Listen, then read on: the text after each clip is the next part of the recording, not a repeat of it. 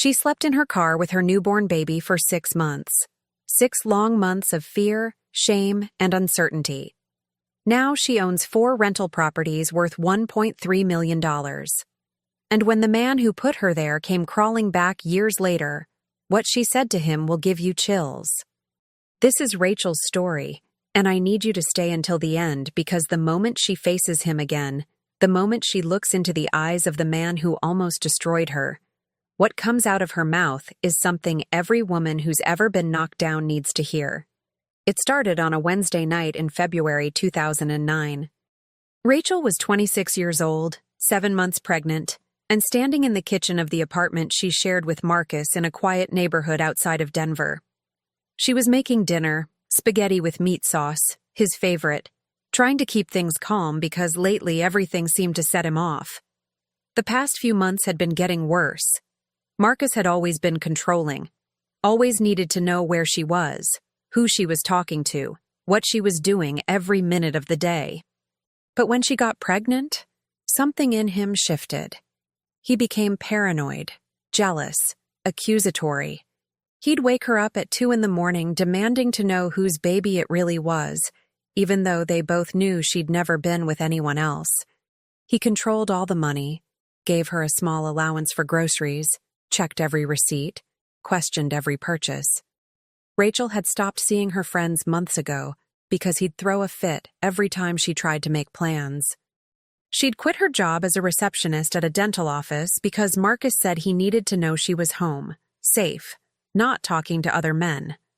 At the time, she thought he was just worried about her and the baby. Looking back, she can see it for what it was. Control. Pure control. That Wednesday night, Rachel was stirring the sauce when Marcus came home from work. She heard the door slam, heard his heavy footsteps, and her whole body tensed up. She knew that walk. She knew what was coming. He stormed into the kitchen and said, "Where's my blue shirt? The one I wanted to wear tomorrow?" Rachel's mind went blank. She'd done laundry yesterday. She'd folded everything. She'd put it all away. She said, "It's in your drawer, babe. I washed it yesterday." Marcus's face went red. He said, "No, it's not." "I just looked." "Are you calling me a liar?" Rachel felt her heart start to race. She said, "No, I'm not. Let me go look with you." But before she could move, Marcus grabbed the pot of sauce off the stove and threw it across the kitchen. It hit the wall and exploded, red sauce everywhere, on the cabinets, on the floor, dripping down like blood. Rachel just froze, staring at the mess, and Marcus got right in her face and said, "You can't do anything right. You're useless. Completely useless." Rachel stood there, 7 months pregnant, with sauce dripping down the wall behind her, and something inside her just clicked. Not anger, not defiance, but clarity. Crystal clear clarity.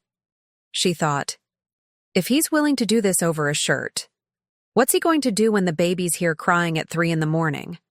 What's he going to do when I'm exhausted and can't keep up with his demands?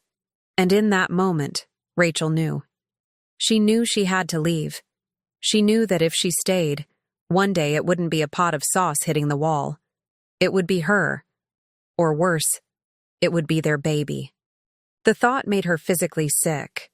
She said quietly, "I'm going to go stay with my sister for a few days." Marcus laughed, a cruel, mocking laugh, and said, "Your sister? The one who lives 4 states away? Go ahead, Rachel. Leave. But you won't make it. You have no money, no car in your name, no job. You'll come crawling back within a week." And Rachel looked at him, really looked at him and said, "Maybe. But I'd rather try and fail than stay here and watch you destroy me." Where are you listening to this from? Are you at home, maybe folding laundry or cooking dinner? Or maybe you're driving, trying to pass the time on your commute? I always love knowing where you're tuning in from, because every one of you has your own story, your own struggles. Drop a comment and let me know. I read every single one. That night, while Marcus was in the shower, Rachel moved faster than she'd ever moved in her life. Her hands were shaking so hard she could barely grip anything, But she grabbed a duffel bag from the closet and started throwing things in. Clothes, her toothbrush, her phone charger, a framed photo of her parents who'd passed away when she was in college. She opened the drawer where Marcus kept the cash he didn't put in the bank, money he got from side jobs, and she took $340. Her hands were trembling as she folded the bills into her pocket, knowing he'd be furious, knowing he'd say she stole from him, but also knowing she needed something to survive on. She grabbed her winter coat, her sneakers, and one more thing: the title to her car. It was an old 2003 Honda Accord with 160,000 miles on it, but it was in her name because she'd bought it before she met Marcus. It was the only thing she owned that was truly hers. She heard the shower turn off and her heart nearly stopped. She zipped the bag, grabbed her purse, and walked toward the front door. Marcus came out of the bathroom with a towel around his waist and said, "Where do you think you're going?" Rachel didn't answer. She just opened the door and walked out. He yelled after her, "You'll be back. You can't survive without me. You're nothing without me." Rachel got in her car, threw the duffel bag in the passenger seat, started the engine with shaking hands, and drove away. She didn't know where she was going. She just knew she had to go.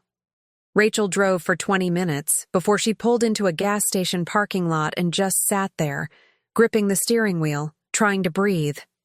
The reality of what she'd just done hit her like a truck. She was 7 months pregnant. She had $340.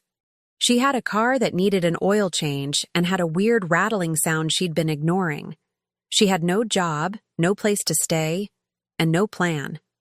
Her sister lived in Ohio, 14 hours away, and Rachel hadn't talked to her in over a year because Marcus had slowly cut her off from everyone. She felt panic rising in her chest, that suffocating feeling like the walls were closing in. She put her head on the steering wheel and whispered to herself, "What did I just do? What am I going to do?" But then she felt it. The baby kicked, hard, right under her ribs. And Rachel put her hand on her belly and said out loud, "We're going to be okay. I don't know how, but we're going to be okay." And even though she didn't believe it yet, saying it out loud made it feel a little bit more possible. That first night, Rachel slept in the Walmart parking lot. She'd heard somewhere that Walmart let people sleep in their parking lots overnight, and she figured it was as safe a place as any. She parked under a light, locked all the doors, reclined her seat as far back as it would go, and tried to sleep. But every sound made her jump. Every car that drove by made her think it was Marcus coming to find her. She barely slept, maybe 2 hours total, and when the sun came up, she felt like she'd been hit by a truck. Her back hurt, her neck hurt, and the baby was moving around constantly like it knew something was wrong. Rachel sat up, looked around at the early morning shoppers heading into the store, and thought, "This is my life now. This is what I chose." And even though it was terrifying, even though she wanted to cry, there was also this tiny spark of something else. Relief. For the first time in 4 years, Marcus didn't know where she was. He couldn't control what she did today. She was free. Broke and scared and sleeping in her car, but free. Rachel spent the next 3 days trying to figure out her next move. She knew she needed money, and she needed it fast. The $340 wouldn't last long.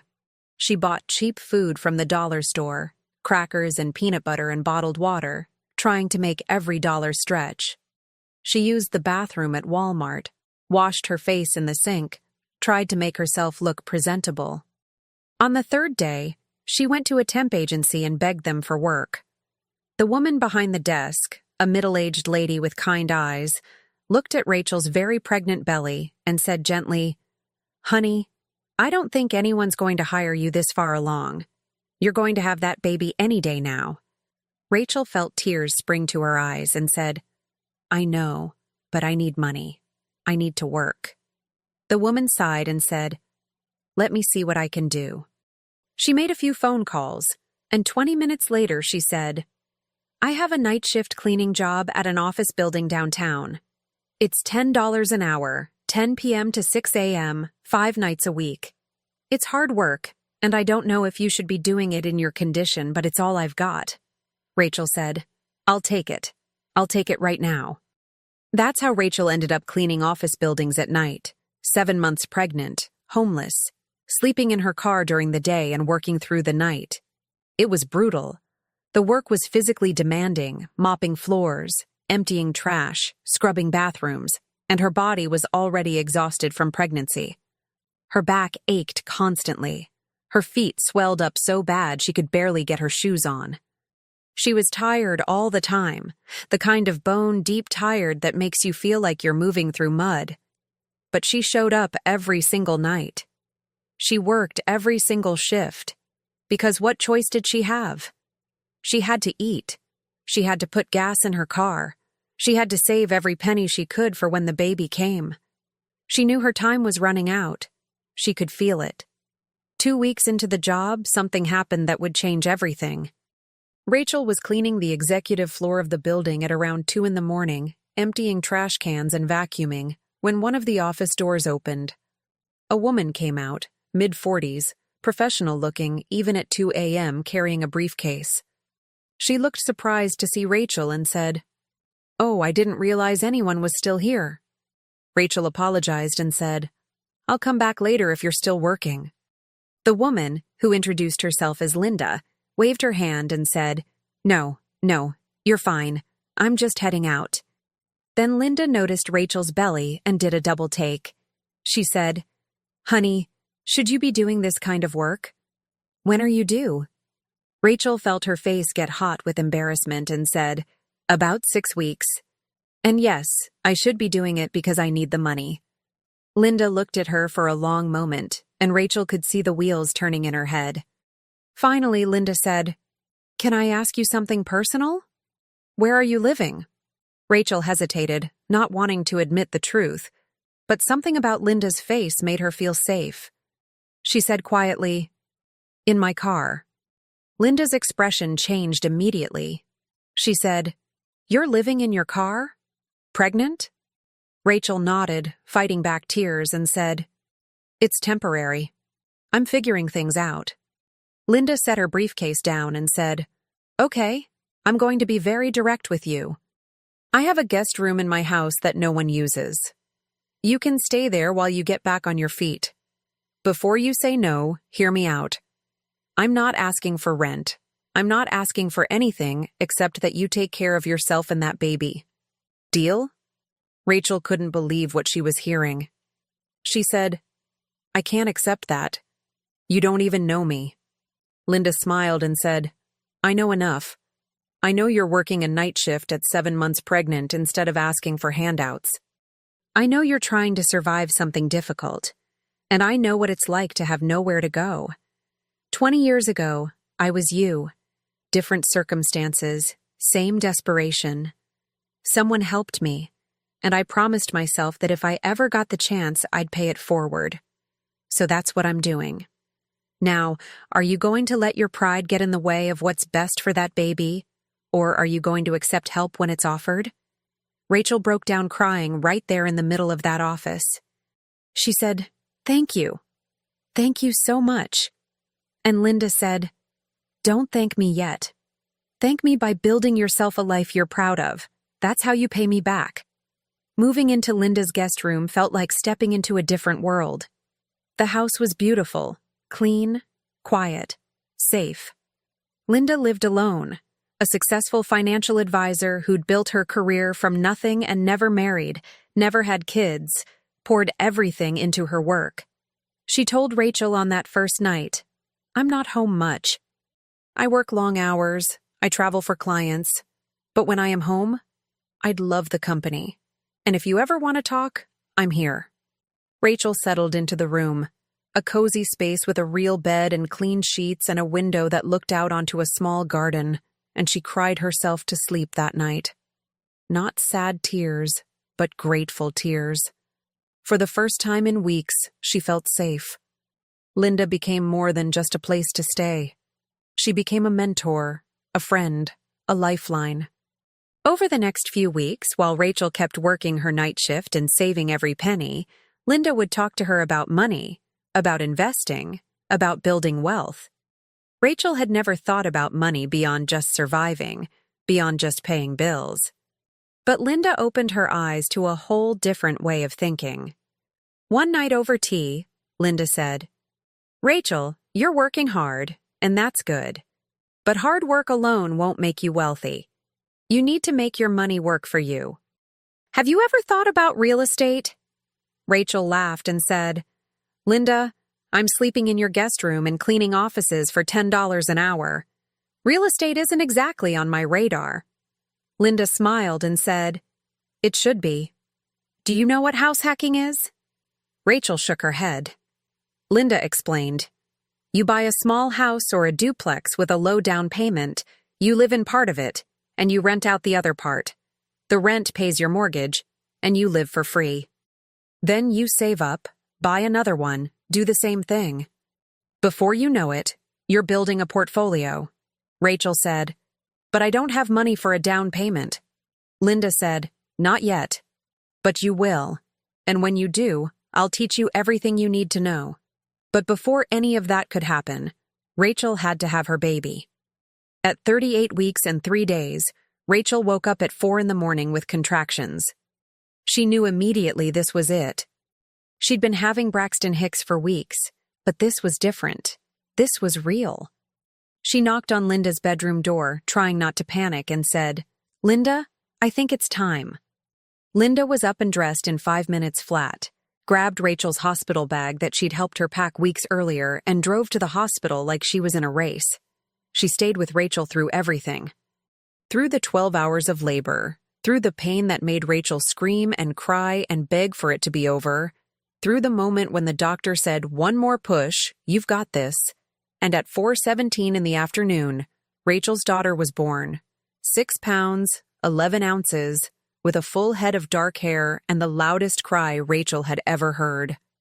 The nurse placed the baby on Rachel's chest, and Rachel looked down at this tiny, perfect, screaming little person and felt her entire world shift. She whispered, "Hi, Lily. I'm your mama. I'm going to take care of you. I'm going to give you everything. I promise." Linda stood in the corner of the room with tears streaming down her face. Later, she would tell Rachel that watching her become a mother was one of the most beautiful things she'd ever witnessed.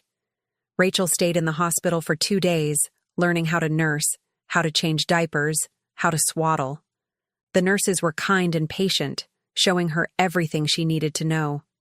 And when it was time to leave, Linda drove them back to her house, helped Rachel get settled, and said, "You take all the time you need. I've got you." For the next 6 weeks, Rachel was in survival mode. She was exhausted in a way she didn't know was possible. Lily woke up every 2 hours to eat, and Rachel felt like she was living in a fog of sleeplessness and hormones and overwhelming love. Linda helped when she could, holding Lily so Rachel could shower or sleep for a few hours, bringing home groceries and diapers without being asked. Rachel felt guilty taking so much help, but Linda always said the same thing. "You're not taking anything. I'm giving it." There's a difference. When Lily was 6 weeks old, Rachel knew she had to make a plan. She couldn't stay with Linda forever.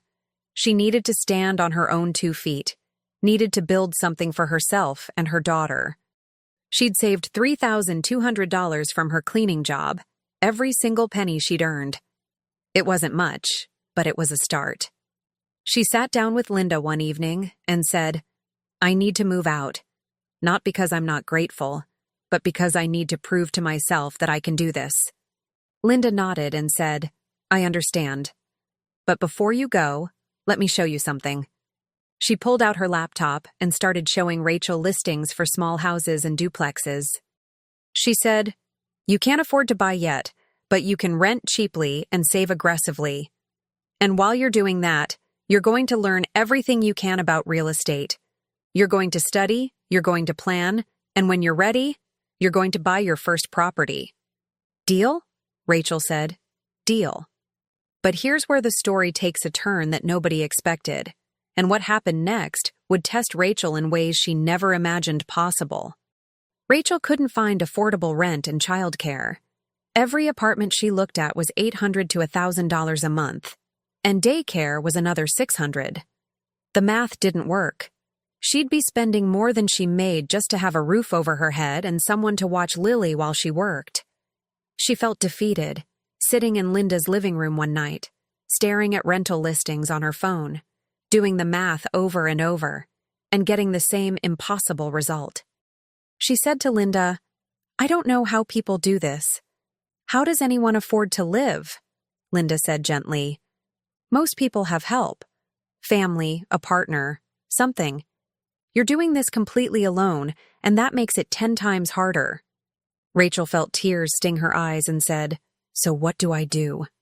Linda thought for a moment and said, "What if you stayed in your car again? Just temporarily, just for 6 months. You could park here in my driveway, use my house for bathroom and showers, and save every single penny from your job. In 6 months, you'd have close to $8,000 saved. That's enough for a down payment on a small property with an FHA loan." Rachel looked at her like she was crazy and said, "I can't live in my car with a newborn. That's insane." Linda said, "Is it? Or is it 6 months of sacrifice that changes the rest of your life?" Rachel thought about it for 3 days. She went back and forth, feeling like a terrible mother for even considering it, but also knowing that Linda was right. 6 months of suffering could give her a foundation to build on. She could give Lily a stable home, a real future, instead of just barely scraping by forever. Finally, she made her decision. She told Linda, "I'll do it. But I need you to promise me something. If you see that Lily's not okay, if you see that this is hurting her, you tell me immediately." Linda promised. That's how Rachel ended up living in her car in Linda's driveway for 6 months with her baby girl. She set up the back seat with blankets and pillows, made it as comfortable as she could. She kept Lily's diapers and clothes in plastic bins in the trunk. Every morning she'd bring Lily inside Linda's house, give her a bath in the sink, feed her, change her. Linda would watch Lily during the day while Rachel slept for a few hours, then worked her night shift cleaning offices. Rachel would come back at 6:30 in the morning, feed Lily again, spend time with her, then they'd both go back to the car to sleep. It was hard. It was so incredibly hard. There were nights when Rachel would sit in that car, holding Lily while she slept, and just cry silently. She felt ashamed. She felt like she was failing. But she also felt determined. This wasn't forever. This was temporary. This was the price she had to pay to build something better. The months crawled by slowly. Rachel kept her head down and worked. She saved every single dollar. She didn't buy coffee, didn't buy new clothes, didn't spend money on anything except absolute necessities. She ate ramen noodles and peanut butter sandwiches. She wore the same 3 outfits over and over. She cut her own hair in Linda's bathroom mirror. The hardest part wasn't the physical discomfort. It was the shame. The way people would look at her car in the morning, seeing the blankets, the baby stuff visible through the windows, and their expressions would change. Some looked away quickly, embarrassed for her. Others stared with judgment. One woman knocked on her window at 7 in the morning and said, "You know you can't just live here, right? There are shelters for people like you." Rachel wanted to scream, "I'm not homeless. I'm building something," but she just smiled politely and drove away. The shame ate at her constantly. When she'd take Lily into stores, she'd see other mothers with their strollers and diaper bags that matched, their clean clothes and styled hair, and she'd feel like a fraud. Like everyone could see that she slept in a car. Like they all knew. But there were good moments, too. Small moments that kept her going. Like when Lily would sleep peacefully in her car seat, her little hand wrapped around Rachel's finger, completely trusting, completely unaware that anything was wrong. Or the morning Linda brought her coffee and a breakfast sandwich without being asked, just because she knew Rachel needed it. Or the day Rachel hit $5,000 in savings, and she sat in that car and cried tears of pride because she was actually doing it. Every sacrifice, every uncomfortable night, every moment of doubt, she pushed through it. And Linda kept her promise. She taught Rachel everything she knew about real estate during those months.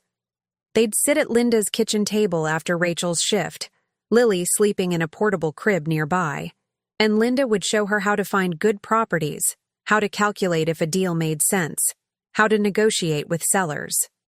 Linda would say things like, "Most people think real estate is about finding the perfect property. It's not. It's about finding a property with potential and having the vision to see what it could be." Rachel absorbed it all like a sponge. She watched YouTube videos about house flipping and rental properties on her phone while Lily napped. She read books from the library about real estate investing, taking notes in a worn notebook she kept in her glove compartment. She studied like her life depended on it, because it did. This wasn't just education. This was her escape plan. At the end of 6 months, Rachel had saved $7,900. She also had knowledge, confidence, and a plan. Linda helped her find a small duplex in a neighborhood that was rough around the edges but improving. It was listed at $98,000. Rachel needed about $3,400 for the down payment, plus money for closing costs. She was cutting it close, but she could do it. Linda went with her to look at the property. It was rough. The carpet was stained, the paint was peeling, one of the bathrooms had a leak. But Rachel could see past all that. She could see potential. She made an offer for $92,000. The seller countered at $95,000. Rachel accepted. 1 month later, she closed on her first property.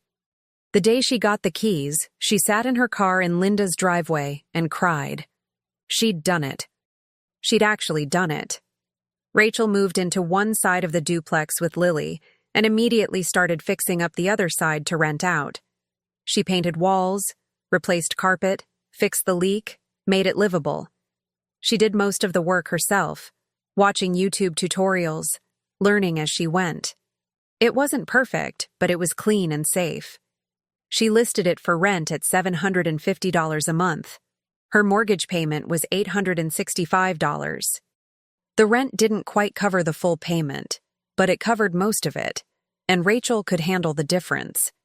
She was living in her own place, not paying full rent anywhere, and building equity. For the first time since she'd left Marcus, Rachel felt like she could breathe. She felt like she was building something real. But success never comes easy, and Rachel was about to face new challenges she didn't expect.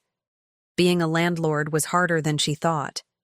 Her first tenant moved out after 6 months, leaving the place trashed. Rachel walked in to find cigarette burns on the carpet, even though the lease said no smoking, holes in the walls, the refrigerator broken, and a bathroom so filthy she had to wear gloves and a mask just to clean it. She spent a week scrubbing and repairing before she could rent it again, doing most of the work herself to save money. She had to replace the carpet, patch and paint the walls, buy a used refrigerator off Craigslist. The whole thing cost her $800 she didn't have, money she'd been saving for her next down payment. She cried in that empty duplex, exhausted and frustrated, wondering if she'd made a huge mistake. But then she reminded herself that this was part of learning, part of the process. She got better at screening tenants after that. She learned what questions to ask, what red flags to look for. Then there were the 3 a.m. emergencies. The call about a burst pipe that was flooding the basement. The call about a furnace that died in the middle of winter. The call about a roof leak during a heavy storm. Rachel became an expert at middle-of-the-night problem-solving, showing up with her toolbox and her YouTube tutorials pulled up on her phone, Lily sleeping in the car while Rachel fixed whatever needed fixing. There were months when unexpected repairs ate up her savings. A water heater that died and needed replacing, $1,500. An electrical panel that was outdated and dangerous, $2,200. A tenant who stopped paying rent and she had to go through the eviction process, which took 3 months and cost her $4,500 in lost rent and legal fees. There were nights when Lily was sick and Rachel had to miss work, and the money just wasn't coming in the way she needed it to. She had moments of doubt, moments when she wondered if she should just sell everything and go get a regular job with a steady paycheck. But Rachel didn't quit. She couldn't quit. She had Lily counting on her. And more than that, she had something to prove to herself. that she could do this, that she was capable of building something real. 2 years after buying the duplex, Rachel had saved enough for another down payment. She bought a second property, another duplex, this time for $105,000. She did the same thing, moved into one side, rented out the other. Then she moved back to her first property, rented out both sides of the second one. The rent from both properties was now covering both mortgages, plus a little extra. Rachel was building momentum. By the time Lily turned 4, Rachel owned 3 properties. She'd moved into a single-family house and was renting out all 6 units between the 3 properties. The rental income was covering all the mortgages and giving her about $1,200 a month in cash flow. It wasn't life-changing money yet, but it was progress. Real, tangible progress. Rachel was working less now, managing her properties, finding new tenants, handling repairs. She'd quit the night shift cleaning job and started working part-time as a property manager for other landlords, which gave her flexible hours and more knowledge about the industry. Linda watched Rachel's growth with pride. She'd say, "I knew you could do this. I knew you had it in you." Rachel would always respond, "I couldn't have done it without you." And Linda would smile and say, "Maybe. But you're the one who did the work. You're the one who slept in a car for 6 months to make it happen." Don't discount that. As Lily got older, Rachel made sure to involve her in everything. She'd bring Lily with her to properties, let her help paint walls, let her pick out flowers to plant in the yards. She wanted Lily to see what hard work looked like, what building something from nothing looked like. She wanted her to understand that they hadn't always had what they had, that it came from sacrifice and determination and refusing to give up. When Lily turned 7, Rachel bought her 4th property. This one was different. It was a small, single-family home that needed major renovation, but it was in a rapidly improving neighborhood. Rachel saw the potential immediately. She borrowed money against one of her other properties to fund the purchase and renovation. It was a risk, the biggest risk she'd taken yet, but she believed in it. She spent 3 months renovating that house herself, with help from contractors for the big stuff. She replaced the kitchen, updated the bathrooms, refinished the floors, painted everything. When she was done, the house looked completely different. She listed it for rent at $1,500 a month and had 10 applications within a week. The property appraised at $210,000. She'd bought it for $95,000 and put $30,000 into renovations. She'd just created $85,000 in equity in 3 months. That's when Rachel realized she wasn't just surviving anymore, she was thriving. Her 4 properties were now worth a combined $1.3 million. She had about $400,000 in equity. She was making $3,500 a month in rental income after all expenses. She wasn't rich, not by a long shot, but she was stable. She was secure. She had options. Lily was in a good school. They lived in a nice neighborhood. They had everything they needed and more.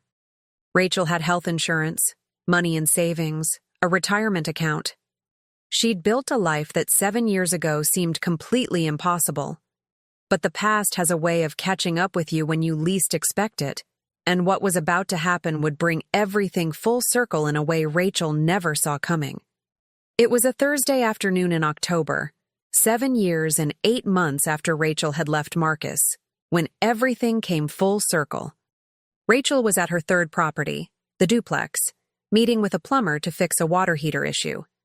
She was standing in the driveway, looking at her phone, when she heard footsteps behind her. She turned around and felt her entire body go cold. It was Marcus. Older, thinner, weathered-looking, walking up the street on foot with his hands shoved in the pockets of a worn jacket. His hair was grayer than she remembered, his face lined and tired, and he looked like a man who'd been through years of hard living. He got closer slowly, and Rachel's first instinct was to run. Her heart started racing, her hands started shaking, and for a second she was right back in that apartment 7 years ago, 7 months pregnant and terrified. But then she looked at the house behind her, the house she owned, and she remembered who she was now. She wasn't that scared girl anymore. She was a woman who had survived, who had built something, who had nothing to fear from this man. Marcus walked toward her slowly, his hands in his pockets, looking nervous. He said, "Rachel?" Rachel didn't say anything, just stared at him, waiting. He said, "I can't believe it's you. I've been looking for you for years." Rachel finally found her voice and said, "Why?" Marcus looked down at his feet and said, "Because I needed to apologize. Because I needed to tell you that I was wrong, that I've regretted what I did every single day since."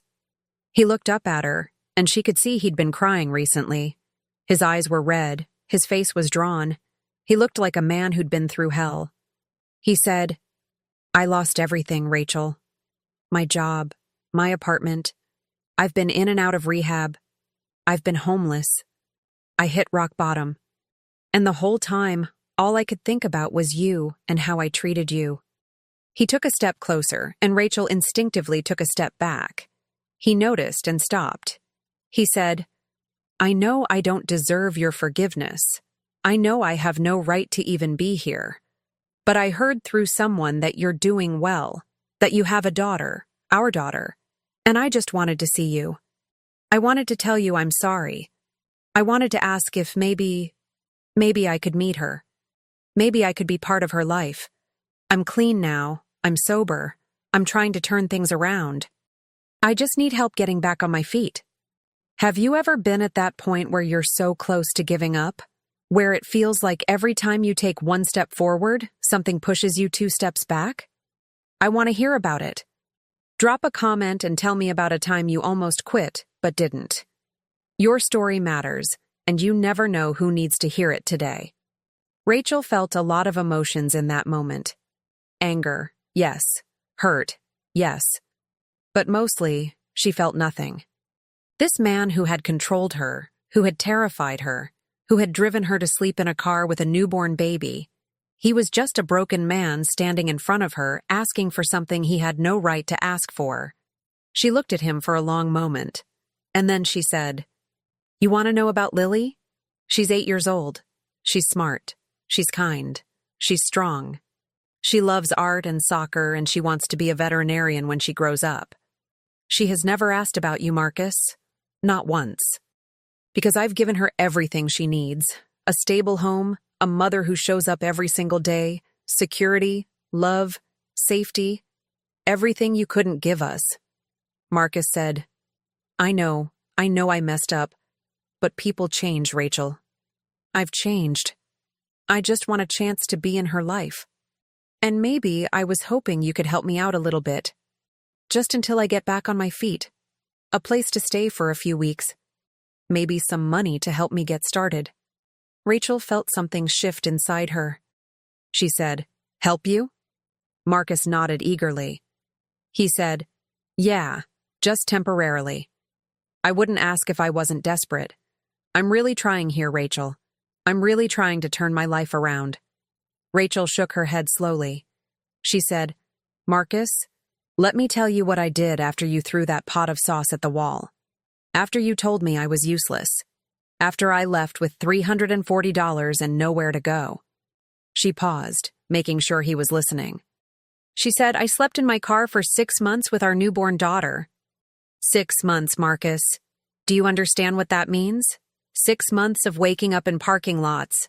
6 months of using gas station bathrooms. 6 months of people staring at me like I was trash. 6 months of wondering if I was destroying my baby's life before it even started.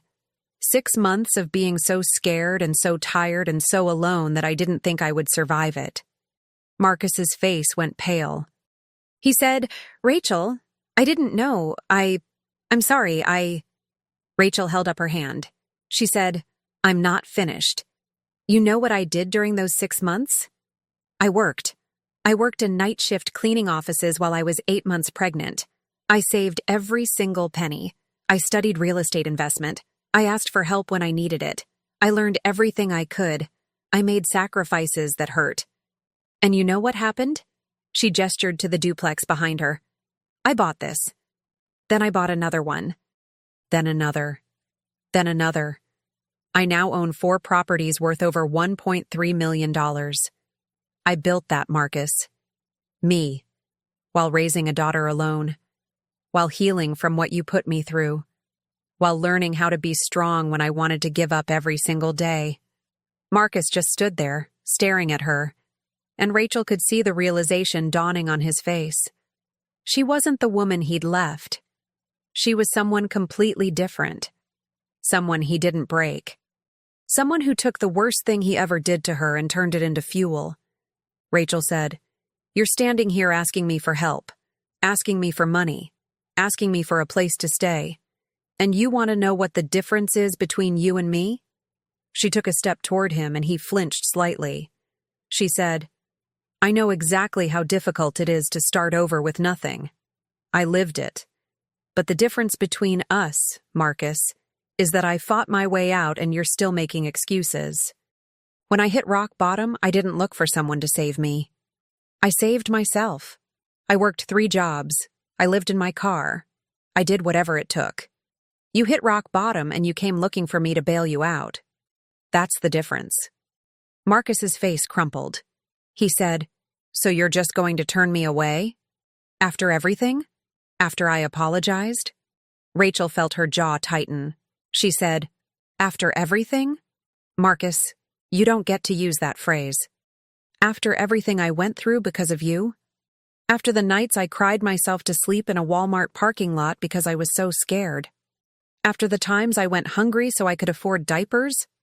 After I had to explain to strangers why I was bathing my newborn in a gas station sink? After everything I built from the ruins you left me in?" She took a breath, steadying herself. She said, "Yes. I am going to turn you away. Because Lily doesn't need you in her life. She has everything she needs.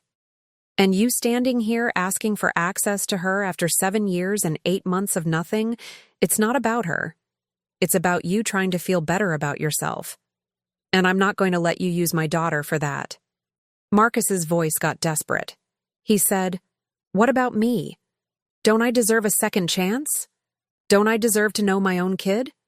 Rachel almost laughed. She said, "Deserve? You want to talk about deserve? You know what I deserved? I deserved a partner who didn't throw pots at walls. I deserved someone who didn't control every dollar I spent. I deserved to feel safe in my own home. I deserved support when I was pregnant and terrified. But I didn't get what I deserved, Marcus. I got you, and I had to figure out how to survive that." She paused, then said, "And as for helping you financially, the answer is no. Not because I can't afford it, but because you need to learn the same lesson I learned. Nobody is coming to save you. You have to save yourself. You have to want it bad enough to do whatever it takes," Marcus said, his voice breaking. "You're really that cold now? That heartless?" Rachel felt something crack inside her, but not in a breaking way, in a releasing way. She said, "No, I'm not cold. I'm not heartless. I'm strong. There's a difference. Being strong doesn't mean I don't care. It means I care enough about my daughter to protect her from people who will hurt her, even if one of those people is her biological father. It means I care enough about myself to never let anyone make me feel worthless again." She softened her voice slightly and said, "I don't hate you, Marcus. I actually feel sorry for you. But my daughter and I, we moved on a long time ago. We built a life, a good life, a life filled with stability and love and safety. And you're not part of it." She looked him directly in the eyes and said, "I hope you get your life together. I really do. I hope you find sobriety, stability, peace. Not for me, not for Lily, but for you. Because you have to live with who you are and what you've done for the rest of your life. We don't. We're free from that burden. And that's the greatest gift you ever gave us, even though you didn't mean to. You gave us freedom." And with that, Rachel turned around and walked into the house where the plumber was waiting. She didn't look back. She heard Marcus call after her, "Please, Rachel, just think about it." But she kept walking. She heard his footsteps fade away as he walked back down the street. And when she was sure he was gone, she sat down on the floor of the empty duplex and let herself feel everything. The anger, the pain, the pride, the relief. She pulled out her phone and called Linda. When Linda answered, Rachel said, "He showed up." Linda said, "Marcus?" Rachel said, "Yeah." And you know what? I didn't need his apology. I didn't need anything from him. My life speaks for itself. Linda said quietly, "I'm so proud of you." Rachel said, "I'm proud of me too." That night, Rachel picked Lily up from school and took her out for ice cream. They sat in the park, eating their cones, and Lily said, "Mom, you seem different today. Happy different." Rachel smiled and said, "I am, sweetie. I really am." Lily said, "Why? What happened?" Rachel thought about how to answer that. She said, "I ran into someone from my past today. Someone who hurt me a long time ago. And I realized something important." She paused, licking her ice cream. She said, "Our value doesn't come from what other people think of us or what they took from us. It comes from what we build, how we show up, how we love. And we've built something pretty amazing, haven't we?" Lily smiled, ice cream on her chin, and said, "Yeah, we really have, Mom." Rachel looked at her daughter, this incredible little human who had never known hunger or fear or instability because Rachel had made sure of it. And she felt complete. She'd done it. Not perfectly, not easily, but she'd done it. Rachel's real estate portfolio stands at exactly what she set out to build. 4 properties worth $1.3 million. She quit working for other people entirely and manages her own properties full-time. She makes $3,500 a month in passive income after all expenses, which gives her time to be the mother she always wanted to be. She started mentoring other women who want to get into real estate investing, especially single mothers, teaching them everything Linda taught her. She tells them, "Your circumstances don't define your destination. Your choices do." Lily is now 8 years old, confident, ambitious, aware of what her mother sacrificed to give her the life she has.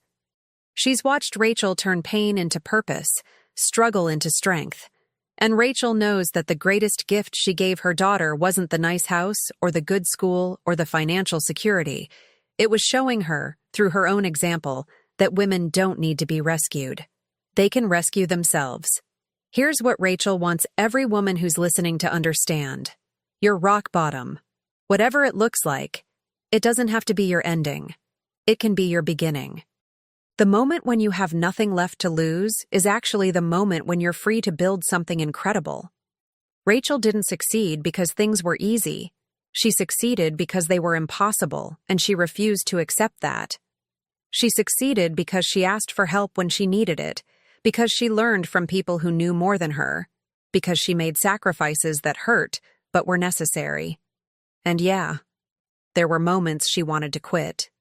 There were nights in that car when she wondered if she was crazy, if she was a bad mother, if any of it would ever be worth it. But she kept going. Not because she was special or uniquely strong, but because she had a daughter who deserved better, and she was the only person who could give it to her. If you're listening to this right now and you're in your own version of sleeping in the car, whether that's an abusive relationship or a financial crisis or feeling trapped with no options, I want you to hear this. You're stronger than you know. You're capable of more than you can imagine right now. The life you want, the security you crave, the freedom you dream about, it's possible. Not easy, not quick, but possible. Rachel proved it. And if she could do it, starting with $340 and a beat-up Honda Accord, so can you. The only question is, what are you willing to do? What are you willing to sacrifice? What are you willing to learn? Because the opportunity is there. The path exists. You just have to be brave enough to take the first step, even when you can't see where it leads. If this story inspired you, if it made you believe that you can overcome whatever you're facing right now, I want you to do something for me. Subscribe to this channel. Hit that button right now. Because we're here sharing stories of women who faced impossible odds and came out the other side stronger. Women who prove every single day that it's never too late, it's never too hard, and it's never impossible to change your life. We're building a community of women who refuse to stay down, who lift each other up, who believe in second chances and new beginnings. So subscribe, turn on those notifications, and let's keep these stories going. Because somewhere out there is a woman who needs to hear Rachel's story today. A woman who's 7 months pregnant and scared. A woman who's sleeping in her car wondering if it'll ever get better. And maybe, just maybe, this story will be the thing that gives her hope. Thank you for listening. Now go out there and build your empire.